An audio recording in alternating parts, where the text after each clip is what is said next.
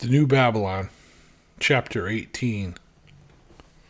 Kevin and Sarah were exhausted from their walk back from Liberty Island and were sound asleep when the radio on Kevin's nightstand crackled to life. Sec 1 from main gate, copy? Kevin groaned as he rolled over, putting his back to the radio. Sec 1 from main gate, copy? Chief, please respond. The caller beckoned. It was John Allen, who was stationed down at the entrance to the block at the main gate. Kevin needed another couple hours of sleep, but he knew John wouldn't bother him if it was at all avoidable.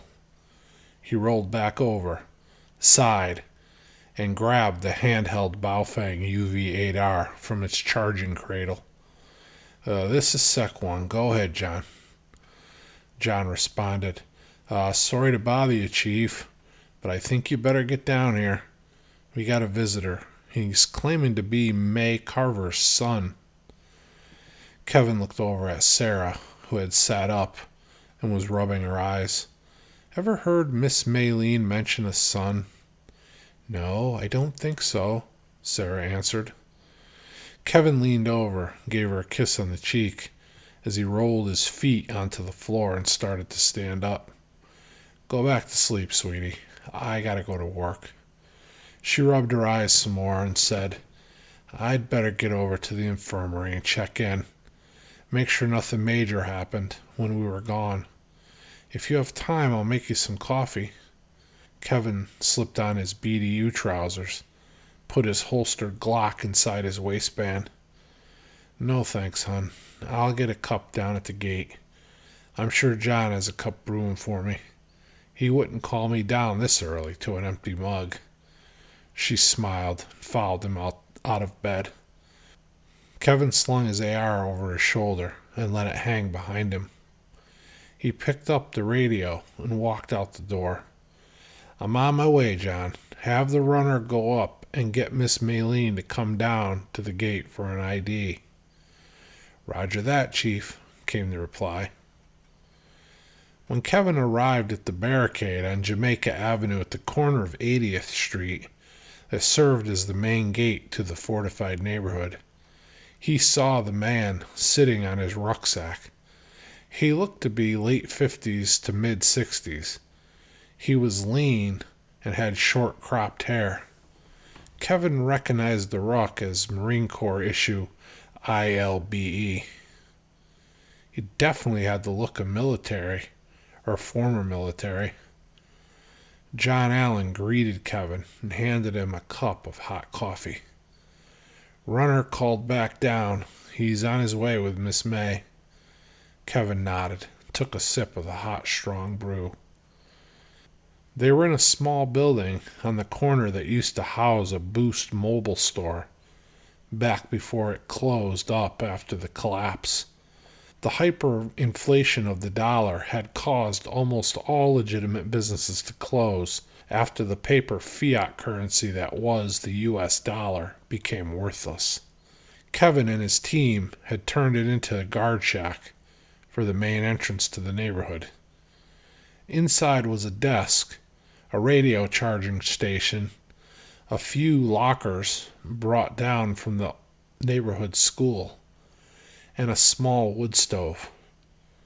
Against the front wall, blocking much of the large storefront window, leaving just a small observation port clear, were dozens of broken up old wooden chairs, also hauled down from Forest Hills PS 97 to be used to feed the wood stove.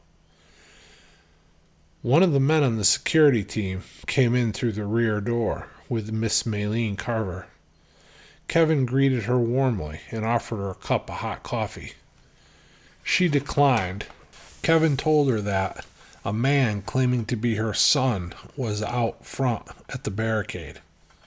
He said to her, It seemed a little odd, Miss May. In all the time I've known you, I don't recall you ever mentioning that you even had a son. So naturally, when he showed up here with no prior notice, it caused some concern for us. Did you know he was coming? Miss May looked up at Kevin. My son, Renfro was his name. He's been dead for some years now. He joined the Marine Corps right out of high school and served his country proudly in several conflicts around the globe. He was a career man. After 8 years in the Marines, he left to join the Army. Said the opportunity for advancement was better. Ended up as a captain with the Green Berets. He was killed in Bosnia in 1994. We had a memorial service for him and everything. Got a flag on my mantle at home, next to his picture from when he graduated from Paris Island. Her mind seemed to trail off to some faraway place, some faraway time.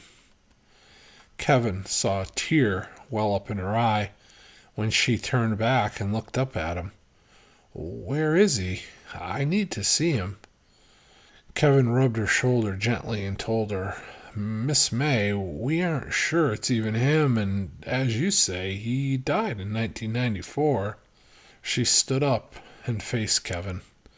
I need to see for myself. Kevin looked over at John Allen and then back at Maylene. Bring him in, John. Almost 200 miles west on a knoll overlooking the sunrise over the interstate, Will Jr. lay prone, scanning the valley below with his dad's scope. His sister sat with her arms wrapped around her knees, tucked into her chest. She rocked back and forth, sobbing, looking at the ground and somewhat disassociated from her surroundings. Will Jr. set his optics down, letting it dangle from a lanyard around his neck. He sat up next to Lindsay and attempted to put his arm around her. She shrieked and pulled away from her brother. Don't touch me! Get away from me! I hate you! I can't even believe that you left Dad there to die. Just got up and ran away to save yourself. I don't even know who you are. She turned her back to him and continued to cry. Will Jr. sat quietly. He just let Lindsay be. He let her feel what she was feeling, without trying to explain or dismiss it. Truth be told, he felt the same things himself. The grief, the guilt, the intense sorrow of their loss. Above all those emotions was the immense guilt. In his mind, in his heart, he knew he had done the right thing, leaving his dad. His dad had passed on many things to Will Jr. He taught him valuable skills needed to survive. He taught him responsibility. He taught him discernment. But above all, he taught him wisdom. What it meant to be wise. To not only possess knowledge, but to know how and when to use that knowledge in practical application for each situation. He knew leaving Will was the right thing to do. Saving himself and his sister was what his dad would have wanted, what he devoted his entire life to secure. The safety of his kids. Will Jr. also knew that, in time, Lindsay would see that also. That she would understand it was right, and that there really was no other choice for them in that situation at that time. In the meantime, he would just let her be. He would let her process what had happened, however she needed to. And if that meant that she needed to hate him, then he could live with that. After all was said and done, they were alive, and that's what mattered. In Arby's cabin, 30 miles to the east of the kids' position, the team was finishing up with breakfast. Bart announced prior to eating that there would be a meeting following the meal, and everyone knew what was on his mind. Pete and Johnny were out at the OPLP doing Overwatch. Bryce, Bear, Bart, and Katie, as well as Arby and his wife, all sat around the large table. Bart spoke out first. "Okay, y'all know what this meeting's about," Bear interrupted. "I just want to say that I think we need to wait. I want to stay as long as it takes till they get here, or till we know—" She paused.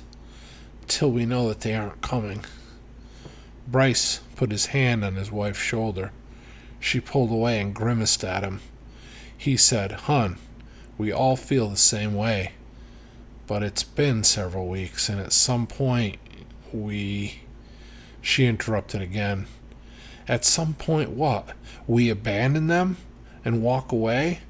And when they get here, they could be in distress. They could be hurt or sick. They could be dehydrated or starving. They're going to need us. They—" Okay, hold on," Bart said loudly. "Patricia, I hear your concerns." She looked up at him intensely. She knew that when either him or her husband used her given name, it was not to be taken lightly. "We all have the same concerns as you do. If they get here after we leave, there will be supplies, food and water stashed for them. And as Bryce pointed out, we've waited several weeks already. We waited longer than Will's plan called for us to wait. He doesn't even logically have any expectation that we'll still be here.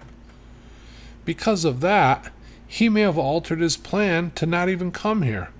From here, we're supposed to go to the city to try to find Kevin. Maybe Will and the kids altered their plan and headed there when they missed the cutoff date to meet us. We just don't know. We can't continue to just fly blindly and speculate. We have these planned protocols in place for a reason. We have to stick to them as closely as we can." Bear looked down at the table. Bryce reached over and put his arm around her shoulder. She laid her head down to rest on his shoulder. Arby spoke up. "We will be here if they show up, whenever they show up. We got a radio message from our neighbor back in Harrisburg. Our house and several others on the block were looted and burnt to the ground. We aren't going anywhere. This is our permanent home now, going forward. So, if or when they show up, we'll be here to give any assistance needed." Bart slid his glasses off and set them on the table. He let out a deep sigh and sat back in his chair. Katie rubbed his shoulder with her right hand and asked, "How overdue are they?" Bryce answered, 8 days. Katie responded, "Well, we have plenty of food and water, and Arby is well stocked with everything and has made it clear we can stay as long as we need to." She looked over at Arby and his wife. They both nodded in unison, and Arby spoke up. "Absolutely. Stay as long as necessary. That goes without saying." He made eye contact with each one of his friends to make sure they knew he was sincere. What could it hurt to give a little more time? Worst case scenario, they get to the city ahead of us, Katie announced. She looked at Bart and then at Bryce. They looked at each other. Bryce shrugged his shoulders as if to convey his acceptance. Bart leaned forward onto his elbows and thought silently for a moment. "Okay, a few more days. But no matter who is or is not here, we pull out next Thursday morning at 0600. That gives them 5 more days to get here." He looked at Bryce and at Arby. Both men nodded in turn to signify agreement. Bart pushed his chair back to get up. "Done deal. Meeting adjourned."